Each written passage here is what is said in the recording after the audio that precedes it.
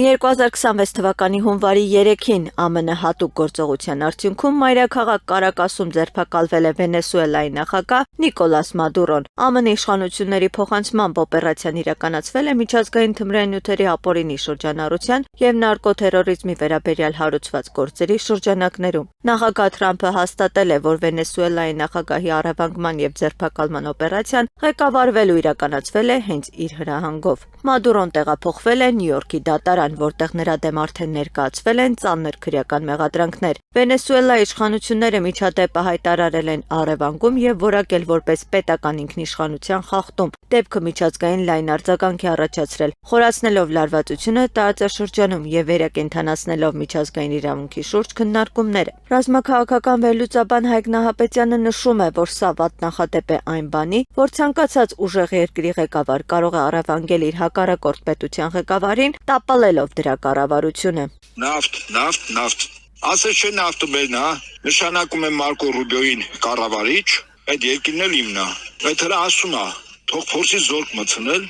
ճիշտ է դավաճանության իմ կարծիքով պատճառով են երկրի նախագահին առևանգել։ Այդ դավաճանությունը հատուկ ծառայությունների անպայման եղել է։ Բայց պաշտպանության նախարարը երեք խոսեց, ասաց, եթե զինական մուտք լինի, դիմադրելու են։ Եվ երկրներ կան Լատինական Ամերիկայի, որոնք պատրաստ են օժանդակել Վենեսուելային։ Երեք Կուբայի նախագահը խոսեց, Մեքսիկան կարող է օգնել, Կոլումբիան օգնել, այնպես չի որ այդպես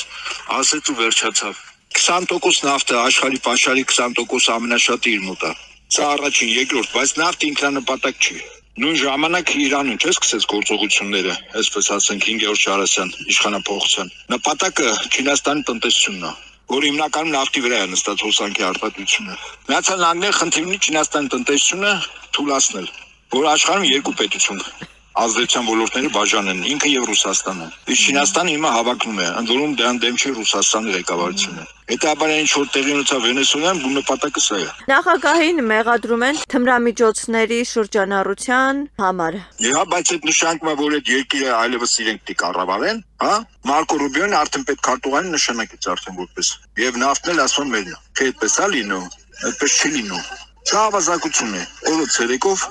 ուժի կիրառմամբ երկիր գրավել, բայց թող փորձեն գրավել։ Որտե պաշտպանության նախարարը այնուամենայնիվ կեցված կդրսել փոխնախագահներ կատարել են նախագահի պարտականությունը։ Թող փորձեն զորք մտցնել ցամաքային։ Այդ ջունգլիներում տեսնեմ ինչքան կդիմանան։ Պարոն Նահապետյան, իսկ սա աշխարհաքաղաքական ինչ հետևանքներ կարող է ունենալ, ինչ զարգացումներ են հնարավոր։ Սա նախադեպ է, որ ցանկացած ուժեղ երկիր իր մրցակից երկրի նախագահին կարող է գողանալ ուղղակի, առևանգել ու գերեվարել։ Օրինակ Չինաստանն էլ Թայվանի հետ խնդիր ունի։ Թայվան իրենն է, բայց իրենը չի։ Թայվանի ղեկավարին կարող է։ Ռուսաստանն էլ օրինակ Ուկրաինայի նախագահին կարող է գողանալ, թե այսպես լինում է, այսինքն միջազգային իրավունք այլևս գոյություն չունի։ Կա ուժի իրավունք։